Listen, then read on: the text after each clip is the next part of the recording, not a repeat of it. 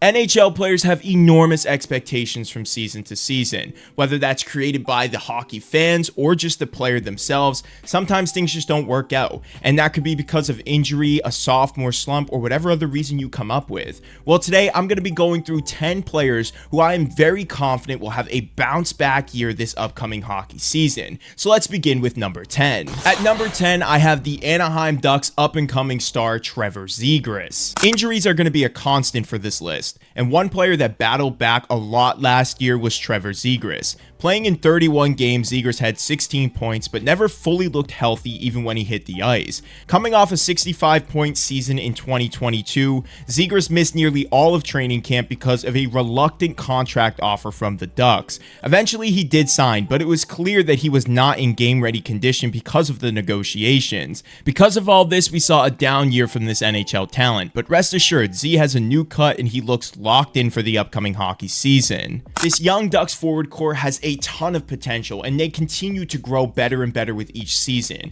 I expect Trevor Zegras to have a big comeback year, 70 plus points and at least 2 Michigans this season. Coming in at number 9, we have the great 8 Alex Ovechkin in what could be the year that he breaks the Wayne Gretzky goal record. 42 more goals for Alex Ovechkin to surpass Wayne Gretzky, becoming the NHL's all-time leader in goals. But are we finally seeing the regression of Alex Ovechkin after a bit of a down year, or was this just some sort of injury that was holding him back? Well, this season will tell us all that we need to know about Ovi. 31 goals this year is still very productive, but it won't be enough for Ovi to break the record if he chooses to retire after this season.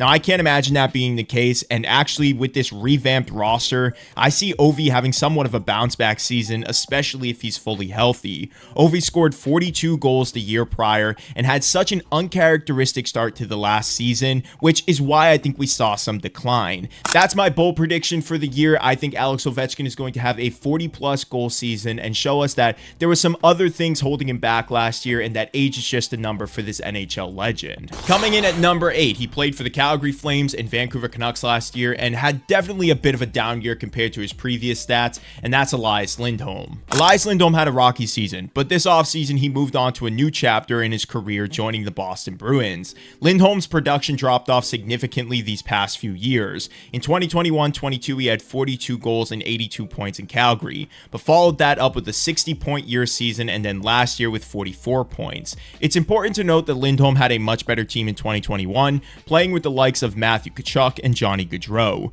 But still, the drop-off has been noticeable, and some have questioned whether or not he can still be a top-line center within this short timeline. I think this is possible for Lindholm. I just think he needed to be put in the right situation, and in my eyes, I think Boston was just the perfect fit for him. He will be playing with a top 5 goal scorer in David Pastrnak and be a part of a winning culture that the Boston Bruins have created over the past 2 decades. Now, I don't see Elias Lindholm becoming that 40 goal scorer that he was in Calgary with Gaudreau and Tkachuk, but I do see him having a huge season and his assist numbers going up tremendously playing alongside David Pastrnak on the same line. This is going to be a big comeback year for Lindholm, having a bit more consistency and playing for an original 6 market who should be one of the top contenders for the Cup this year. Next up, I have a player who requested 2 trades from the Boston Bruins before eventually leaving when his contract was finished, and that's Jake Debrusk. Jake Debrusk looks to take a new step in his career this upcoming season, joining a young and rising Vancouver Canucks squad.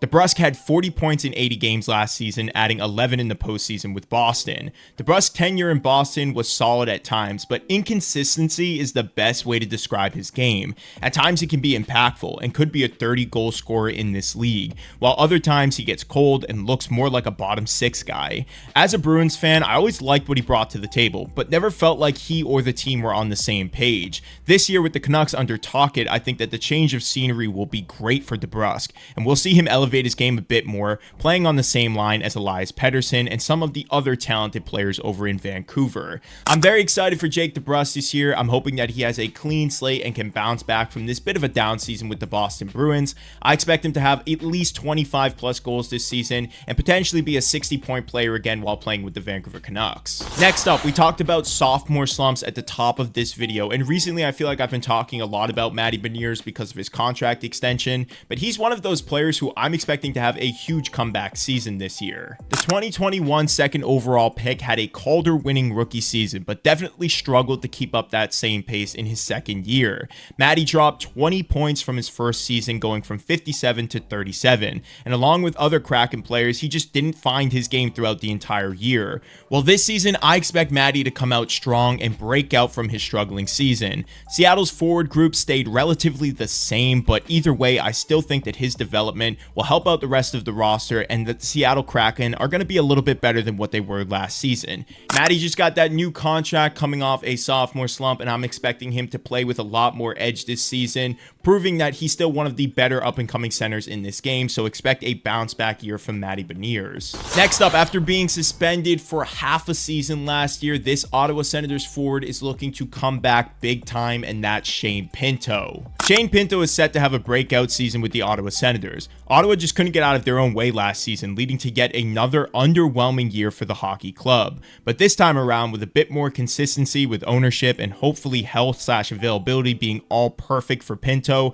I'm expecting him to have a breakout season. When he played in 41 games last year, he had 21 points and was very solid defensively. And in my opinion, I think his two-way game will be very underrated for Ottawa's roster this year. Pinto is on my list when it comes to bounce-back players. I think he's going to be on a revenge tour this season, and hopefully with Ottawa being fully healthy, having a full year with their head coach, and now bringing in Linus Ullmark to help them out in net, this team is going to be incredible, and we may just see Ottawa get back in the playoffs. Book Shane Pinto having at least a 60-point season this year. Coming off a pretty serious hip surgery, Patrick Kane was seen as a veteran on the decline, but joining the Detroit Red Wings, he quickly proved everyone who doubted him wrong. Kaner proved that he's still capable of being an elite top 6 winger, capable of reaching a point per game pace. Kaner played in 50 games last season with 47 points, nearly helping the Detroit Red Wings get back in the playoffs before coming up just short. Kane had some beautiful moments last season and still showed his high skill level on multiple occasions. Well, you might be asking yourself, well, if Patrick Kane was so good last season, why is he a bounce back player? And that's because I'm expecting him to at least average about 70 to 80 points this upcoming season if he's fully healthy for the year. He's on a 1-year, $4 million deal this season and could even be traded at the deadline depending on how things are going with the Wings. I want you all to keep a close eye on Kane this year. He's primed for a very good season with the Red Wings based on what they did to improve their roster this offseason. Their top 6 is incredible, and I'm expecting him to be around a 70 to 80 point player this year. The Islanders are the most boring team in hockey. Well, that's what a lot of the hockey world likes to say, but in my opinion, the chapter is changing for the Islanders as they get a new head coach in Patrik Laine. But one thing that definitely changed for the worse last season in New York was the Ilya Sorokin regression. While this coaching change has seemingly changed the boring narrative for the Isles, it has at the same time brought out the worst of Ilya Sorokin. Sorokin had the worst season of his career, which wasn't even that bad, but compared to his usual production, it was a significant drop-off. .909 save percentage and 3.01 goals against average on the season, which was the first time he had an average save percentage below .910 in his NHL career.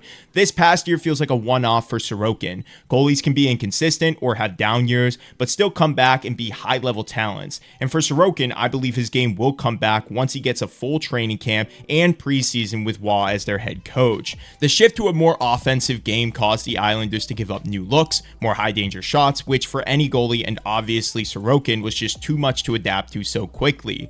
I expect Ilya Sorokin to have a huge bounce-back year, getting some more time under Patrik Laine and be in top 5 Vezina conversations again. I also think that this Islanders squad is going to be a sneaky team this year, so look out for them in the Metro Division. Next up is a player coming off a very tough year both mentally and physically, but he has now been traded to an Original 6 franchise in Patrik Laine. Patrik Laine should be on everyone's list to have a bounce-back season this year. It's important to note a few things though before we talk about him and his injury history. There are some off-ice stuff that Laine has been dealing with. Laine lost his father and entered the NHLPA assistance program to courageously work on his mental health. Laine has been very open about this and has even opened foundations to support this cause and men's mental health in general. Laine left the program and seems to be in better spirits mentally while looking healthy physically as well. I think sometimes all you need is a change of scenery to find yourself and your game again. And to me, there's no player that I'm a bigger fan of and rooting more for a comeback than Patrik Laine. He has high expectations this year for himself.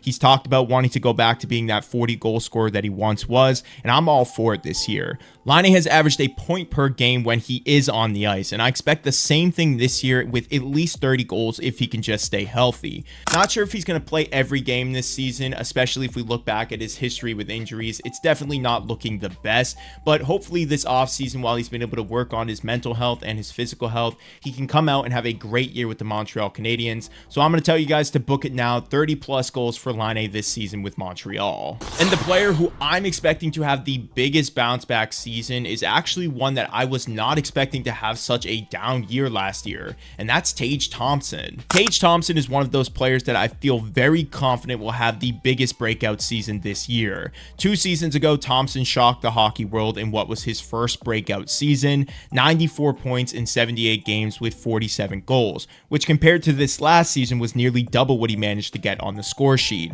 A lot of stuff happened in Buffalo last year, but the regression of Tage Thompson was something that no one had on their bingo card. There were some talks about him having a broken hand and rushing back from the recovery process, taking less slap shots, and a bunch of other reasons for why he actually regressed, but I definitely believe that there was something not right about his game, because you don't regress that much when your team is basically the same and you are allegedly fully healthy. I don't expect Tage Thompson to put up 47 goals again, but I do expect him to be a lot more productive this year. Book Tage Thompson for at least 30 plus goals and 70 points this year. I think he's definitely going to have a better season than last year. There's really nowhere for him to go but up, and similar to Ottawa, I think Buffalo is still going to be one of those fringe wildcard teams that could surprise us all and finally get into the playoffs. But these are my top 10 bounce back NHL players for the upcoming hockey season. Let me know if you guys agree with my list, or if you would change some things, or if you just think some of these players are not going to have bounce back years. Make sure you guys like this video and subscribe to the channel for more content like this. Thank you as always for watching. I will see you guys in the next one.